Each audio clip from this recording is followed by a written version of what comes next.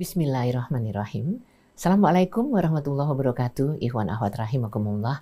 Alhamdulillah wa syukurillah. Minggu ini kita bersama-sama kembali di acara Bincang Komunikasi bersama Dr. Laila Monaganim. Mudah-mudahan bahasan kali ini mempersuasi kita untuk bisa lebih tepat berperan di tempat-tempat seperti yang diperlukan ya. Tidak lupa salam salawat kita lantunkan kepada junjungan umat kekasih kita Muhammad Rasulullah Sallallahu Alaihi Wasallam. Semoga kelak kita dipertemukan dengan beliau di saat-saat yang sangat kita rindukan di yaumil akhir. Ikhwan akhwat, sebelum kita sapa narasumber kita yang sudah siap di sini, kalau ada satu pertanyaan terkait dengan bagaimana hubungan Anda dengan mertua?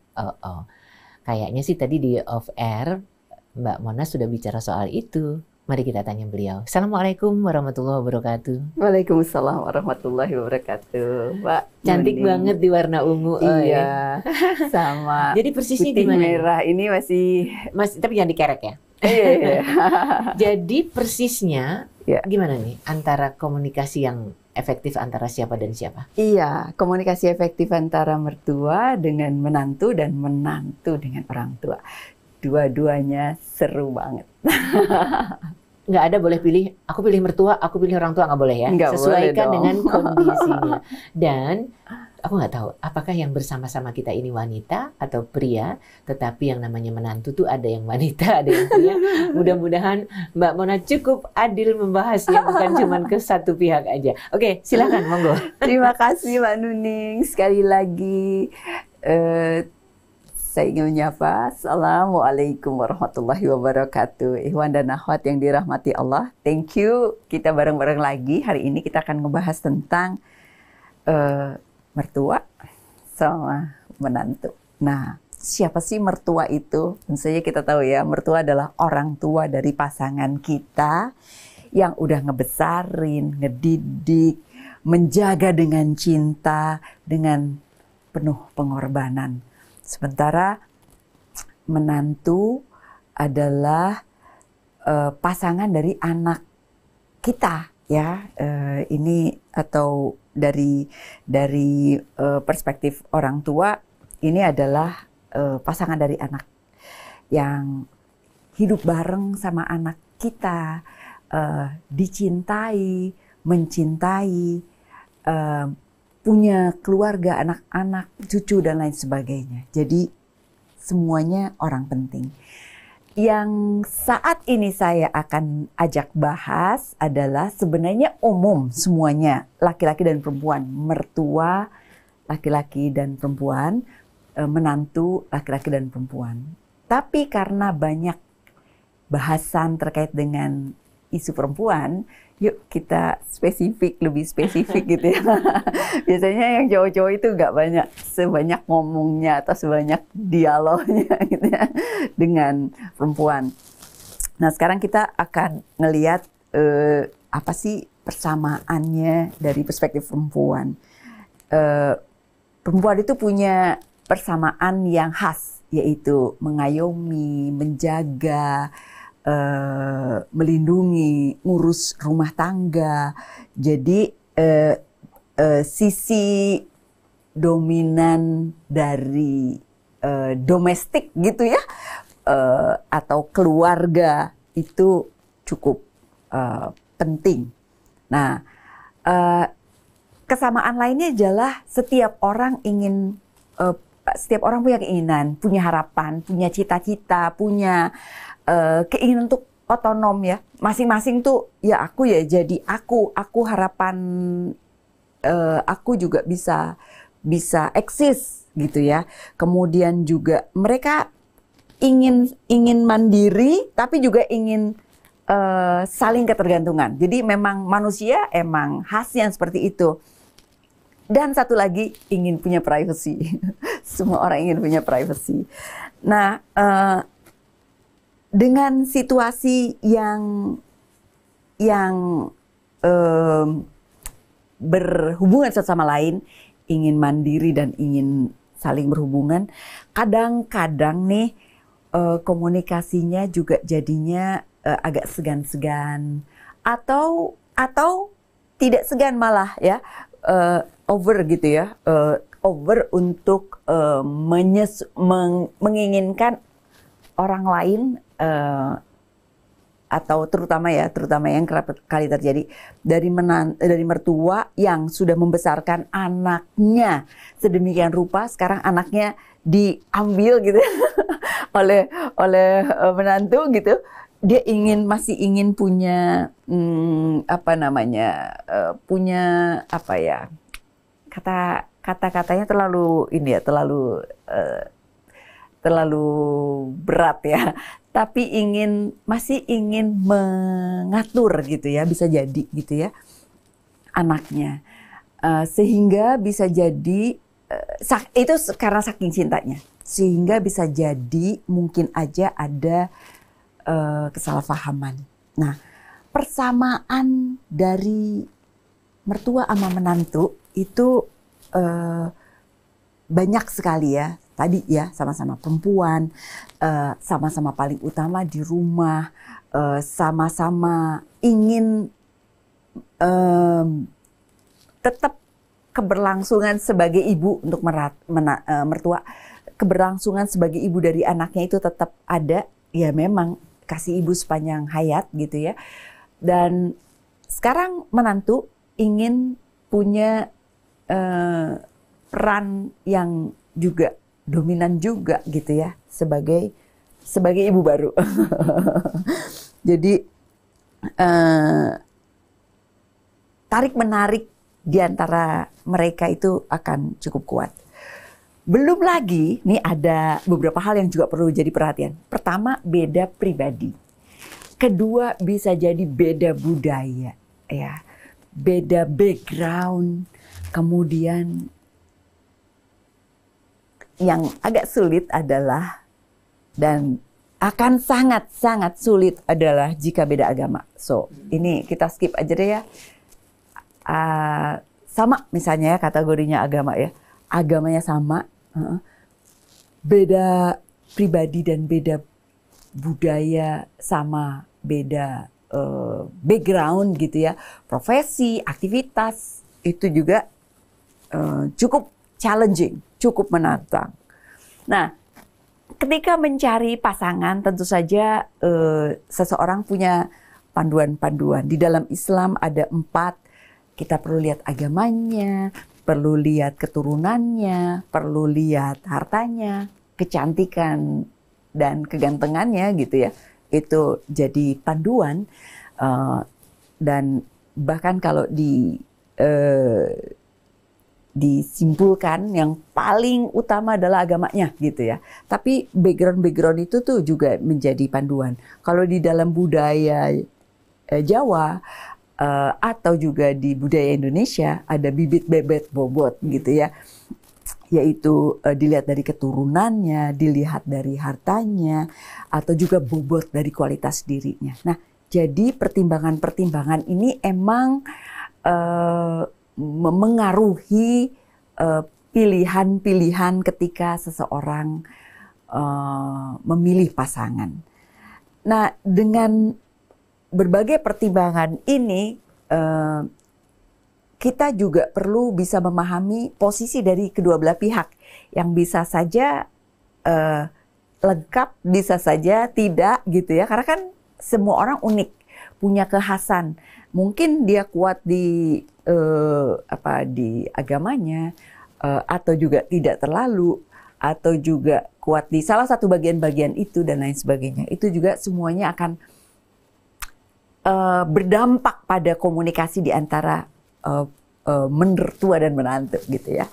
Nah, sekarang ada research yang bilang tentang ada 60% perempuan itu punya hubungan yang kurang sehat sama ibu mertuanya.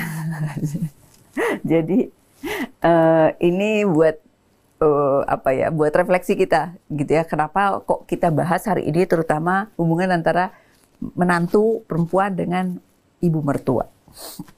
Kenapa sih kok nggak cocok gitu ya? Kenapa sih kok sering cekcok? Bisa jadi kalau menantu bukan pilihan mertua. Itu tadi, mertua punya ekspektasi, hitung-hitungan pilihan calon yang dia harapkan, bisa jadi tidak sesuai seperti yang diharapkannya, atau juga gagal menyesuaikan diri di rumah mertua gitu ya. Bisa jadi kan budaya beda, yang beda budaya, beda gaya di rumah, beda bagaimana ngelola di rumah, bagaimana keseharian masakannya, menata dan lain sebagainya, itu bisa jadi beda, atau kebiasaan dan sebagainya. Atau juga karena kontrol diri yang belum baik gitu ya, dari keduanya bahkan gitu ya, emosinya belum dikelola dengan dengan smart. Kan itu gak mudah ya. Atau juga rebutan perhatian, ini juga dari darlingnya gitu ya, yaitu anak laki-lakinya atau juga dari suaminya. Potensi-potensi ini bisa saja ada, bisa saja karena ya itu tadi, terutama ya karena perhatian itu penting banget. Anakku yang aku besarkan dengan sepenuh hati, sepenuh cinta dan lain sebagainya, tiba-tiba mengambil alih perhatian pada pasangannya dan anak-anaknya gitu ya. Atau bisa jadi masalah ekonomi gitu ya. Bisa jadi karena posisi yang cukup dominan dari anak untuk sebagai penunjang ekonomi rumah.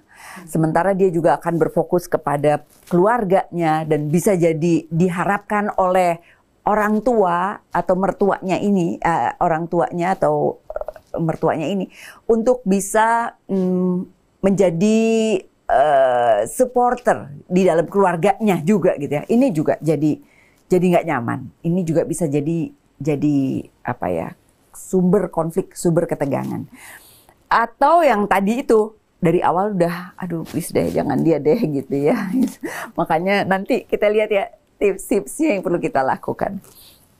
Penyebab konflik juga karena nggak ada cucu misalnya begitu, itu juga bisa jadi ya. Kemudian juga gaya hidup yang beda karena background tadi kan, kekhasan individu itu juga membuat perbedaan gitu ya. Yang satu gaya yang suka belanja, satu lagi yang lebih ke gaya yang tidak suka belanja, atau gaya makannya, atau perilakunya, atau gaya ekspresi bicaranya dan sebagainya. Itu banyak sekali ya, gaya hidup, gaya berkomunikasi dan sebagainya, itu juga bisa berpengaruh.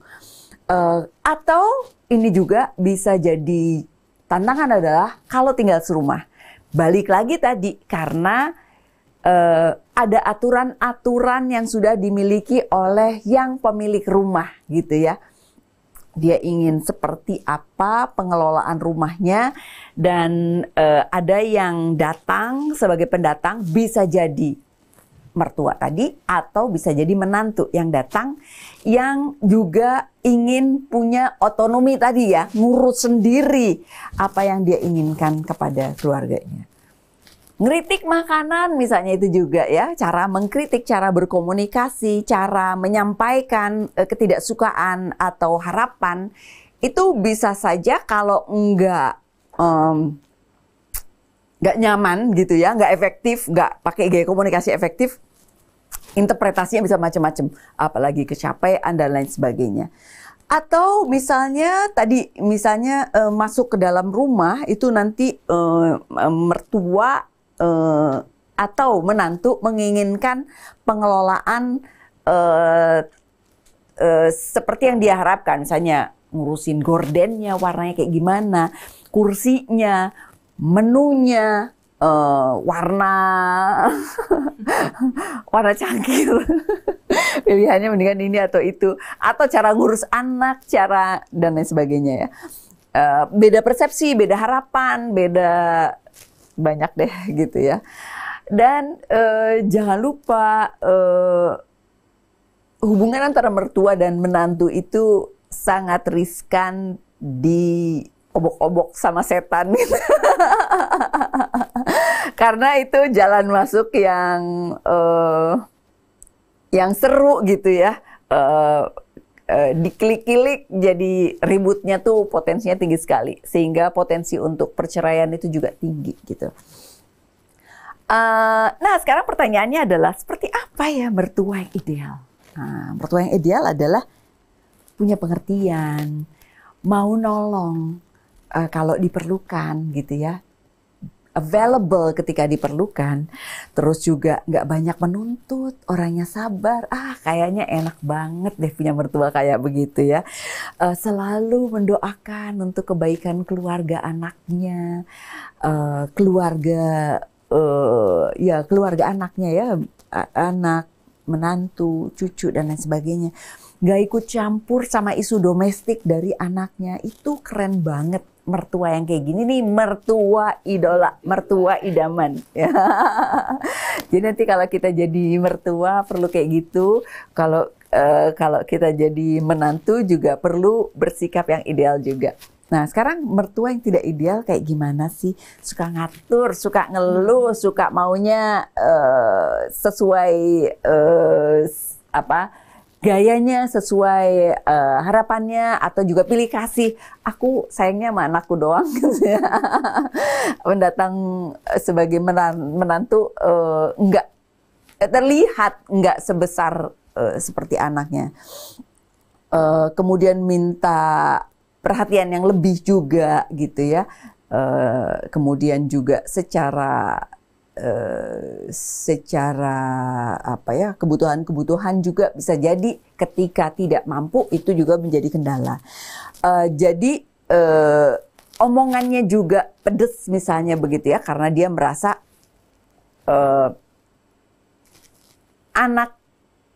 anakku diambil gitu ya. Bisa jadi kan salah persepsi gitu ya, atau anakku yang udah besar harusnya, apalagi misalnya punya keyakinan bahwa orang tua adalah surganya, jadi ekspektasinya terlalu tinggi gitu ya. Bagaimana menantu yang baik? Menantu yang baik nanti hubungannya sama komunikasinya gitu ya.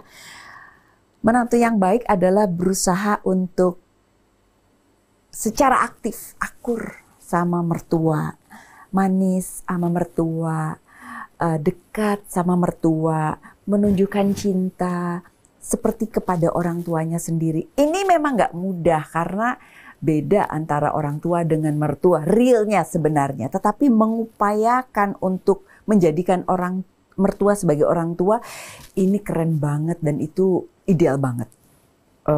Tidak melihat mertua itu sebagai saingan untuk dapat perhatian dari suaminya, karena ini adalah anaknya. Dan secara Islam posisi laki-laki kepada orang tuanya itu luar biasa terus gitu ya. Hindari mengkritik sama orang tua, sama mertua, dan selalu berusaha untuk bersikap positif sama mertua gitu ya. Terus berdoa, memohon kebaikan gitu ya untuk mertua, selalu berusaha untuk berpikir positif, ngejaga jiwa yang sehat, mental yang sehat, ekspektasi yang tepat gitu ya. Tenang kalau ada konflik, jangan buru-buru gitu ya. Aduh, kayaknya langsung head to head, ributan dan lain sebagainya. Dan ini penting banget nih. Merasa bertanggung jawab untuk memastikan hubungan harmonis dengan inisiatifnya gitu ya. Jadi mengupayakan secara aktif gimana ya ngejaga hubungan ini bisa bagus gitu. Itu sementara overview-nya Mbak Nini. Masya Allah. Jadi memang kita punya tugas masing-masing dan sama sekali nggak boleh egois ya terkait dengan posisi kita. Kalau kebetulan beberapa saat tadi sebelum kita on air bahas tentang bahwa nanti yang dibahas adalah ini, ada yang tanya soal ini Mbak Mona. Bagaimana mendahulukan antara mertua dan orang tua? Nah loh, kasusnya sebetulnya apa sih? ternyata mertuanya ingin dia tuh nggak usah kerja, di rumah ngurusin anaknya aja. Sementara orang tuanya bilang, hello, udah sekolah ke luar negeri sampai S2 cuman mau jadi ibu rumah tangga doang, nggak sayang. Jadi saya bimbang. Nah, kalau kayak gini, what should we do? Iya. Menurut pendapat saya, kalau jadi mertua adalah biarkan anaknya dan pasangannya membuat keputusan sendiri atas keluarga barunya.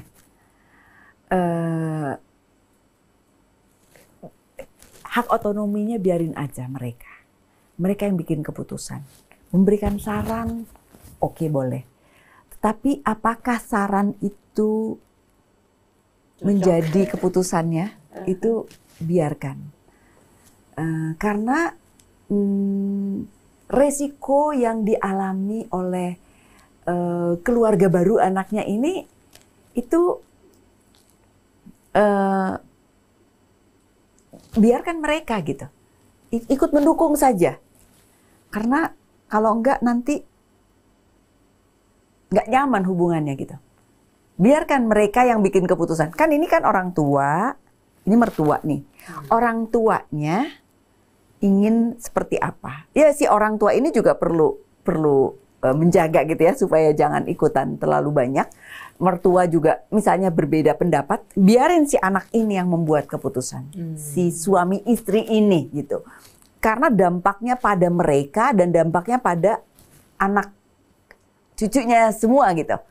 Jadi let them decide. Jangan ributan antara orang tua dengan mertua yang ini kan mertuanya suami dan mertuanya istri ya kan.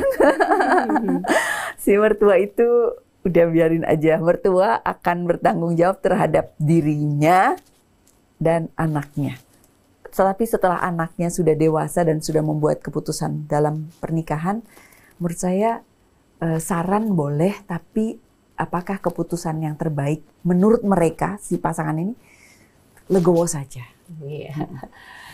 Mudah-mudahan. Bukan berarti ngambil tanggung jawab ya, nanti anaknya dia dititipin harus, gitu ya. tentu ya udah kalau anaknya memang mau di ini dia buka bikin keputusan. Meskipun banyak sekarang ya udah titipin ke mertua aja atau titipin ke orang tua aja kalau suami istri harus kerja.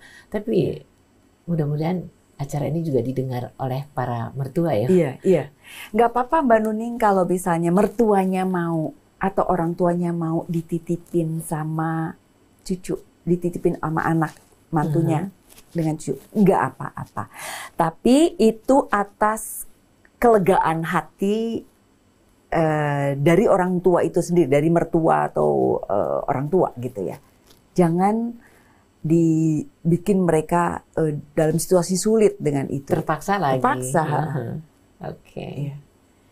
Ya, sebetulnya banyak di antara para pasangan ini yang awalnya ingin sekali dengan mengambil hati mertua masing-masing, tapi dalam perjalanannya ternyata tidak mudah juga mengakomodir semua keinginannya. Betul.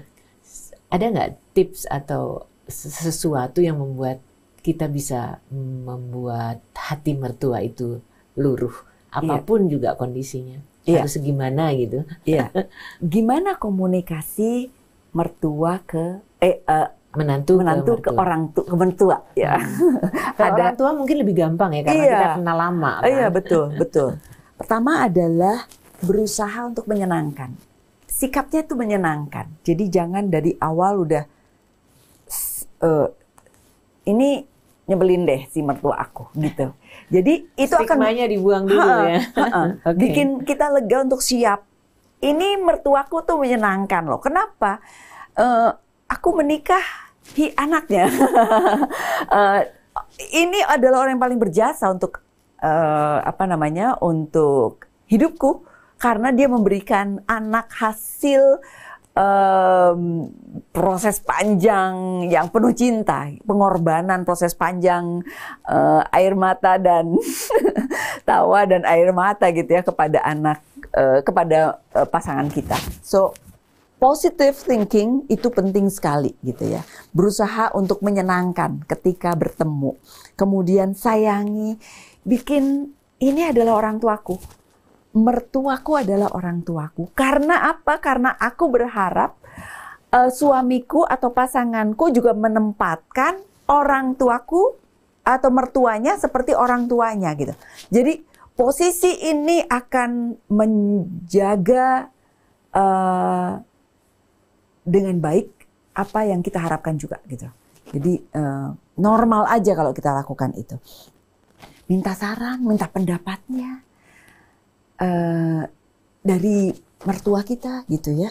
Kemudian juga libatkan dalam aktivitas-aktivitas kita supaya kita punya kedekatan emosional, kedekatan pikiran gitu ya. Pikiran dan perasaan itu perlu, you are my darling gitu. Itu enak banget tuh kalau bisa kayak gitu.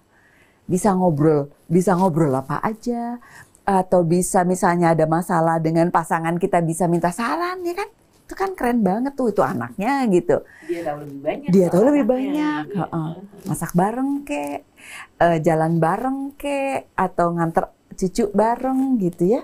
Terus sopan, tutur kata itu harus dijaga dengan baik ngomongnya sama mertua kita gitu ya. Terus juga intens, ini nggak mudah juga ya. Ini nggak mudah juga untuk saya gitu ya. Gimana intens terus atau minimal selalu meluangkan waktu untuk mencari waktu untuk bisa berinteraksi dengan mertua gitu ya. Itu penting banget untuk ngejaga perasaan engage gitu ya, dekat, terlibat, belajar untuk bisa menerima sudut pandang yang berbeda dari kita. Cari cara untuk bisa nyaman, kemudian juga kalau tinggal bareng tetap menghargai ini orang yang perlu saya hormati. Atau misalnya ketika tinggal bareng dan kita adalah yang tinggal sama rumah mertua, lihat ini otonomi mertua juga perlu ada. Otonomi kita batasi di ruang-ruang yang bisa kita miliki gitu ya, dan ajak suami untuk bisa berdialog supaya ruang otonomi kita juga bisa kita miliki. Rutin berkunjung kalau kita jauh, nggak tinggal bareng sama mertua dan lain sebagainya gitu. Mungkin kita bisa curhat, unek-unek perasaan kita gitu ya, dengan cara yang baik. Jangan sampai ngejelek-jelekin yang bikin dia sakit hati. Namanya juga anak aku nih dibilangin kayak gitu nih, sakit hati juga gitu ya. Terus juga lebih fokus kepada kelebihan dari mertua, kelebihan dari pasangan kita, sehingga kita juga bisa lebih positif gitu. Itu juga banyak hal yang bisa membuat kita lebih nyaman untuk menjalin, karena kita kelola, kita bikin, kita ciptakan gitu di dalam pikiran dan perasaan kita. Gak banding-bandingin sama mertuanya orang lain, gak banding-bandingin sama pasangannya orang lain gitu ya. Kayaknya pasangan orang lain kayak gini deh, anaknya mertua atau anaknya ibu itu gak kayak gini deh gitu ya. Itu kan bikin gak nyaman gitu ya. Terus nggak melabeli dengan kesan, atau misalnya kita udah melabeli itu mempengaruhi pikiran dan perasaan kita. Dan apalagi kalau kedengeran, aduh abis deh kita gitu loh ya. Nggak ikut kesel sama suami misalnya begitu ya, kalau suami mertua sebel sama anaknya gara-gara ini, terus kita ikutan juga, nanti malah ngerusak gitu. Malah kita bisa menjadi mediator untuk hubungan yang baik antara mertua dengan anaknya, dan kita juga akan terbantu juga gitu ya secara otomatis. Atau ketika diperlukan itu akan menjadi modal berharga. Tidak menjadikan hubungan dengan mertua itu sebagai salah satu-satunya kebahagiaan, karena kita punya banyak ruang-ruang kok untuk bikin kita bahagia. Jadi jangan, kalau aku nggak bahagia sama mertua aku kayaknya habis deh. Enggak kok gitu, banyak kok yang bisa bikin kita tuh lega sama diri kita gitu. Satu aja yang juga penting, jangan bikin suami buat pilihan aku atau ibumu, habis deh itu. Enggak deh, jangan deh. Ibu adalah penting atau mertua adalah penting banget. istri juga penting banget, dua-duanya penting gitu. Kalau enggak ya habis salah satu gitu.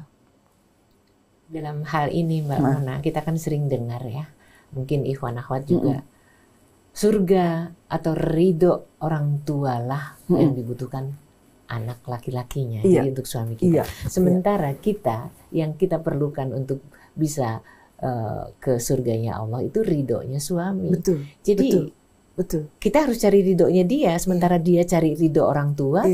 Kita harus ngalah dong ketika itu diperlukan. Terkait dengan hal ini gimana? Sikap apa yang harus kita ambil? Setuju tadi ya, sebagai menantu kita perlu cari cara untuk menjaga hubungan yang nyaman. Gimana caranya kita kelola dalam pikiran. Standpoint yang tadi Mbak Nuning sampaikan itu keras dan penting, fundamental dan penting banget gitu. Harus kita genggam erat ya. Kita genggam erat. Ridhoku adalah ridho suami. Ridho suamiku dari adalah ridho dari orang tuanya gitu. Jadi kita saling, makanya pernikahan itu adalah perjanjian yang kuat di dalam Islam, itu kuat sekali, penting banget gitu. Ketika masing-masing tahu posisi, itu keren banget. Itu adalah fundamental di dalam pikiran kita. Lalu bagaimana praktikalnya? Langsungnya, aktivitasnya itu tadi gitu. Jangan bikin sebel, cari cara ngomong yang enak, bikin pikat hatinya, bikin suasana yang nyaman dan lain sebagainya. Itu penting untuk kita ciptakan gitu, Mbak Nuni. Keren banget. Dan itu seperti yang tadi Mbak Mona bilang, kita genggam erat terkait dengan urusan ridho tadi ya. Betul. Tapi baiklah, kalau bisa mengakurkan antara diri kita dengan mertua, suami kita dengan orang tua kita, itu keren banget. Ini untuk para wanita ya.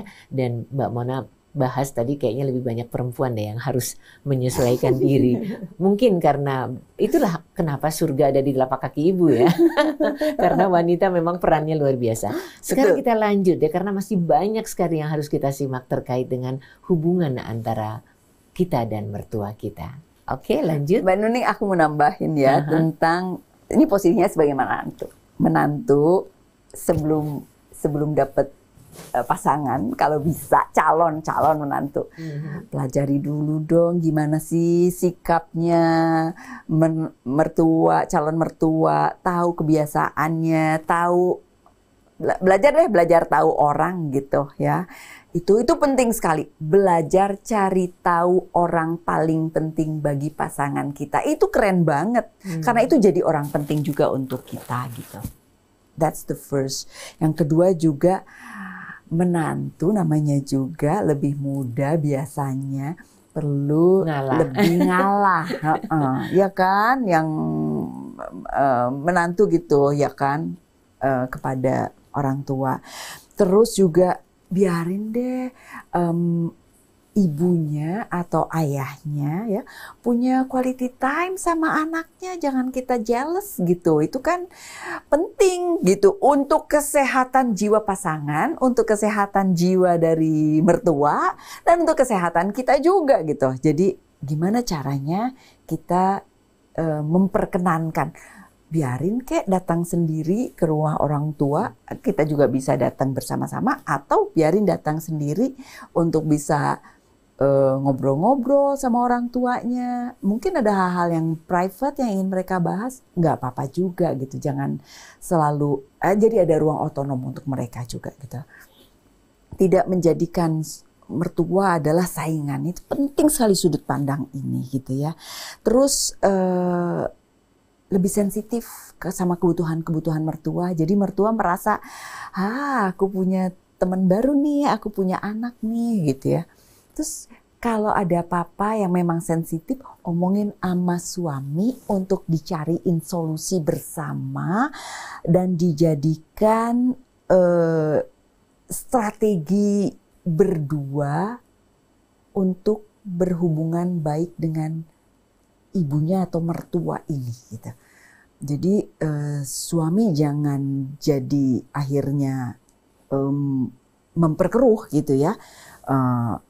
Atau jangan marahin istri karena curhat. Ini penting sekali, harus disalurkan nih perasaan nggak nyamannya ini. tapi dinetralisir atau dikasih gimana lah, emang sih mama orangnya pribadinya kayak gini, wajar kalau dia juga punya harapan sesuatu, tenangkanlah, bikin nyaman gitu. Jadi jangan dibikin head to head atau bikin lebih rame, lebih ribut dan lain sebagainya. Nah itu tadi terutama dalam hubungan antara menantu sama mertua, terutama menantu perempuan sama mertua perempuan gitu ya. Nah sekarang kalau jadi mertua kayak gimana ya? Kan potensi untuk kita jadi mertua juga iya. Atau siapa Iwan dan Ahwat yang sudah jadi mertua begitu ya. Nah diharapkan sekali ibu mertua untuk mau membuka hati kepada pasangan anaknya. Orang penting bagi kehidupan anaknya, orang yang berkontribusi bagi kebahagiaan anaknya dan cucunya gitu ya. Jadi ngebuka hati, ngebuka diri, welcome, cintanya diperluas lagi gitu ya. Itu malah lebih luas kebahagiaan hidup. Cari tahu apa sih menantu aku sukanya apa sih gitu ya. Menantu aku tuh happy-nya kayak gimana sih kalau dia diapain, atau juga di minatnya, masakannya, apanya, pikirannya. Udah deh biarin urusan kehidupan anak dan menantunya ini, biarkan mereka yang memiliki hak otonomi atas kehidupan mereka gitu. Udah selesai. Paling memberikan saran-saran bijak sebagai orang tua gitu ya. Jangan ikut campur. Ada beda zaman, beda pikiran, beda pertimbangan, beda harapan juga gitu ya. Jadi berusaha untuk bisa menerima. Jangan jadiin menantu jadi ini di bawah aku, enggak, ini teman aku, ini sahabat baru aku gitu. Mungkin kalau ini anak aku bagus banget ya, tetapi kalau misalnya tidak terlalu mudah, ini sahabat aku gitu, sahabat baru aku, itu bagus banget. Ini istri dari anak aku, ini orang penting gitu ya. Buat hubungan itu dia nyaman. Perlakukan yang membuat dia nyaman. Jadi upayanya itu bukan aku yang ingin ditreated, tapi aku yang mentreated gitu ya. Aku yang memperlakukan. Dua-duanya perlu punya sudut pandang bahwa saya menikah, ya menantu, saya menikahi pasangan saya ini atau suami saya ini dan menikahi keluarganya. Sama seperti mertua, saya menikahkan anak saya dengan pasangannya dan juga dengan pribadi menantu dan keluarganya juga begitu. Ini penting sekali untuk dibuka. Nah, Mbak Nuning, kalau tinggal serumah sama mertua, penting untuk kita tahu batasan-batasan privacy seperti apa. Kalau menantu tinggal sama mertua, jangan campuri urusan keluarga besar suami, kecuali kalau diminta. Kan dua-duanya punya urusan privat mereka, urusan domestik mereka gitu ya, yang sudah keluarga besar miliki masing-masing. Biarin aja. Kecuali kalau diminta, kasih saran. Tapi kalau enggak, biarin aja deh, biar keputusan mereka. Jangan, aduh ini harusnya nih kayak gini nih, apalagi ributan masalah waris kayak ini itu, udah biarin aja. Itu mah urusan ini gitu. Atau ributan gara-gara urusan si kakak sama adik yang ada di sini ribut, atau ada keinginan keputusan-keputusan dari keluarga pasangan, biarin itu keputusan mereka, otonominya mereka gitu. Kalau situasinya benar-benar makin berat gitu ya, kadang-kadang kan situasinya benar-benar nggak kita harapkan gitu ya, terlalu sulit, maka kita mungkin bisa cari support, cari terapis atau cari pendukung eksternal, konseling, psikolog, bahkan psikiater atau terapis dan lain sebagainya, atau tokoh agama, atau siapa orang-orang yang kita anggap sosok yang bisa menjadi penengah yang bijak dari permasalahan-permasalahan ini. Gitu Mbak Nuning. Iya, jadi perlu juga masukan, bantuan ya. Kalau ada cerita nih Mbak Mona, waktu kemarin dulu itu seorang menantu perempuan yang mengambil hati mertuanya dengan cara yang aneh sih menurut beberapa teman. Dia bawa makanan kesukaan mertua perempuannya, tapi cuma satu. Jadi kan yang lain nggak kebagian. Ini khusus dibawa buat mama kok. Kayaknya sederhana banget ya, tapi hal itu bisa. Nah, yang namanya ngambil hati dengan cara-cara yang seperti ini, kayaknya nggak masalah juga ya. Nggak apa-apa kalau memang punyanya satu. Nggak sih, sengaja cuma beli satu. Iya kan, kalau memang punyanya satu ya nggak apa-apa. Ini spesial banget buat mama. Karena cuma ada satu ya, maaf ya, gitu ya kan. Tapi kalau masih ada buat yang lain, kenapa enggak? Aku beliin ini buat mama, tapi yang lain juga boleh ya kan. Jadi tinggal bagaimana kita anunya aja, komunikasinya ya. Kalau mertua lebih sulit daripada orang tua sendiri kayaknya wajar deh, karena orang tua sendiri kan kita udah kenal. Betul. Sementara mertua baru setelah kita menikah ya. Betul. Kalau misalnya beda budaya Mbak Mona, ini kan banyak terjadi banyak itu sekali. Gimana tuh? Yang pertama tadi beda pribadi. Itu aja udah pasti beda setiap orang, nggak ada yang sama ya kan. Kedua beda budaya. Beda budaya juga nggak mudah. Jadi beda budaya itu kerap kali menimbulkan sakit gitu ya. Karena apa yang dianggap baik oleh sebuah budaya bisa jadi dianggap melenceng di budaya yang lain. Apa yang dianggap begitu berharga di satu budaya bisa jadi dianggap ini malah nggak boleh, harus kayak gitu. Jadi memang bisa jadi berisiko kalau berbeda budaya. Tapi kan kita biasa hidup dengan, atau Indonesia yang begitu ragam budayanya banyak sekali, sangat mungkin untuk melakukan pernikahan dengan orang berbeda budaya. Maka kita harus siap membuka diri dengan perbedaan budaya dari pasangan dan mertua ini gitu. Ngertiin batasan-batasan tertentu, makanya batasan yang masih bisa kita ini adalah koridor di keluarga kita. Kalau di keluarga mertua ya itu haknya mertua. Misalnya kita datang ada makanan yang dia sukai, sementara kita nggak sukain, ya udah kita sendiri prepare diri kita untuk nyiapin yang kita sukain, yang kita bisa makan kalau memang itu diperlukan, ya kan? Kalau masih bisa untuk bisa beradaptasi dengan makanan tersebut, ya udah adaptasi. Atau perilaku, atau kebiasaan, atau harapan, dan lain sebagainya. Kita nyesuaiin gitu. Balik lagi tadi, cobalah ngalah gitu ya sama mertua. Tapi juga mertua juga akan sangat ideal kalau berusaha bisa memahami hak otonomi dari si menantu gitu. Mbak Nuning pernah nggak ngalamin mertua marah-marah, Mbak Nuning? Pernah nggak ngalamin kayak gitu, Mbak Nuning?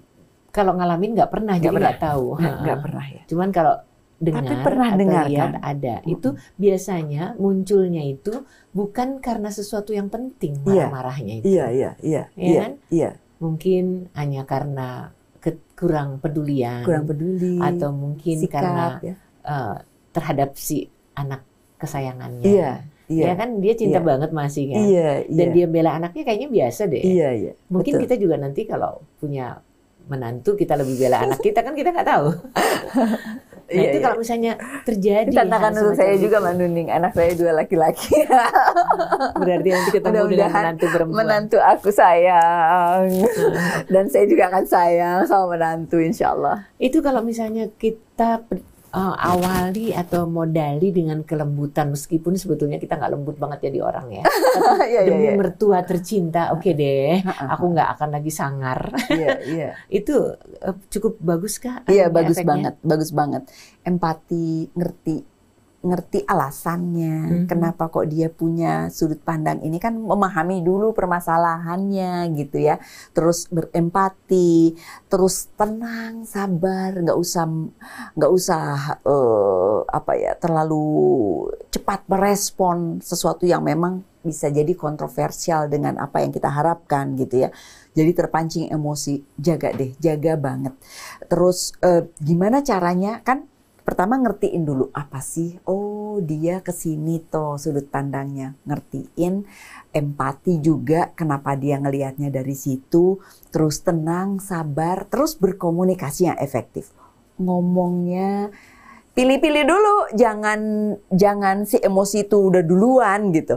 Tenang dulu, sabar dulu, baru bagaimana mengkomunikasikannya yang baik sehingga kita juga jadi bisa milih pilihan kata, verbalnya, non-verbalnya, gerak tubuh, ekspresi wajahnya. Udah tenang dulu. Jadi yang emosi-emosi simpen dulu. Udah nggak ada emosi ngomongnya. Kalau lagi ribut, lagi nggak enak hatinya, calm down. Hindari untuk bertemu dulu gitu, atau cari waktu, misalnya cuman bener-bener waktunya very short, ambil ruang sendiri, private, tarik nafas, istighfar dan lain sebagainya. Coba lihat lagi sudut pandang tadi yang ini sumber apa ya, sumber ibadah aku gitu ya, sumber ibadah suamiku. Ini juga ridho orang tua dari suamiku penting untuk suamiku, ridho suamiku juga penting untuk aku. Sudut pandang itu jadi pegangan-pegangan, dan berdoalah terus kepada Allah untuk gimana caranya supaya hubungannya jadi baik. Personally saya punya hubungan yang sangat indah dengan mertua. Alhamdulillah. Nyaman, bisa ngobrol, bisa sharing pikiran dan perasaan. Dan kami memang tidak hidup bersama. Ketika ketemu itu situasinya nyaman sekali. Saya juga sudah berkali-kali menginginkan ya untuk mertua berhidup bersama atau itu, tapi karena berbagai pertimbangan dari beliau juga, mereka lebih ingin untuk hidup mandiri. Begitu.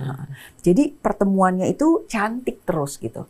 Meskipun ya itu tadi challenge itu akan berbeda-beda ya, karena kalaupun hidup bersama nggak apa-apa, itu berkah rahmat luar biasa. Saya sendiri merasa itu apa ya, berkah banget gitu kalau bisa hidup bersama. Meskipun belum melihat ada tantangan-tantangan seperti ini. Tapi itu bagus banget. Berbaktinya lebih tinggi kali kalau misalnya dia kita serumah kan. Bener banget. Kalau terkait dengan bukan ikut campur sih, tapi ketika ke anak kita, jadi cucu mereka, itu ada sedikit, bukan tuntutan tapi keinginan untuk jangan digituin, anak tuh diginiin. Padahal zaman dulu sama zaman sekarang kan beda. Betul. Itu menyikapinya seperti apa? Betul Mbak Nuning. Sebaiknya kita diskusi sama suami untuk omongin ke mereka, ke orang tua. Untuk omongin, tapi bisa jadi suami gitu yang ini ya, yang mencari cara untuk ngomong kepada orang tuanya, atau juga kita sendiri menyampaikannya dengan baik. Ma, beda loh sekarang, anak ini gini, atau ya maksudnya coba untuk dengan verbal dan verbal kita yang cantik, yang bijak, yang efektif, yang harmonis, cari cara untuk bisa membuat mertua memahami ada batasan-batasan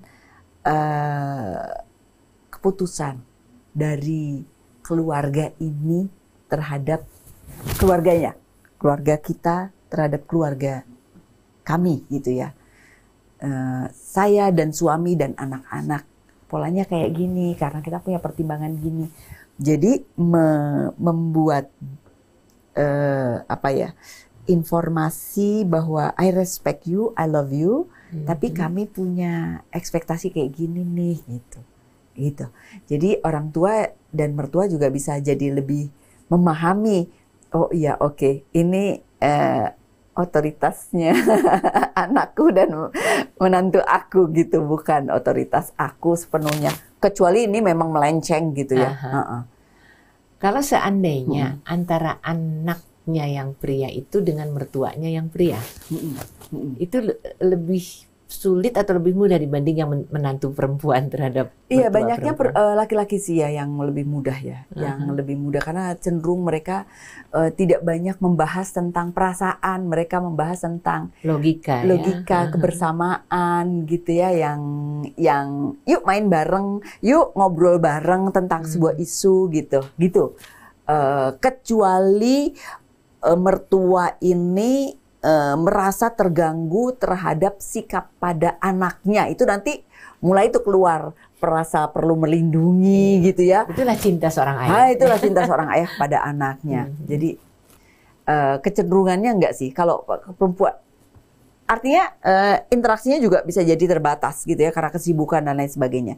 Tapi pertumbuhan dengan perempuan itu cukup lebih intens sih sebenarnya, karena yang dibahas itu kan kalau ngobrol ketemu tuh ngomongin sesuatu isu, sesuatu feeling, gitu. Jadi lebih banyak urusannya. Dari research juga cukup banyak seperti itu.